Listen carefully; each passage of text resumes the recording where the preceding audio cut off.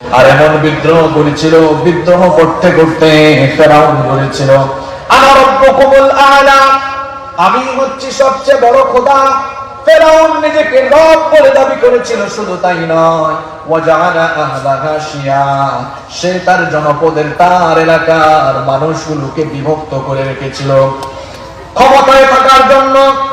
তার জনপদের, তার এলাকার সবাইকে সে বিভক্ত করে রেখেছিল। কারণ বিভক্ত রাখতে পারলে ঐক্যবদ্ধ শক্তি ছাড়া কখনো ফেরাউনদেরকে তাদের ফেরাউনি সাম্রাজ্য থেকে নামানো যায় না। এই জন্য ফেরাউন যে রুলস, যে নীতি অবলম্বন করেছিল, ওয়াজআলা আহলাহা শিয়া, বিভক্ত করো, শাসন করো, এই নীতি অবলম্বন করেছিল।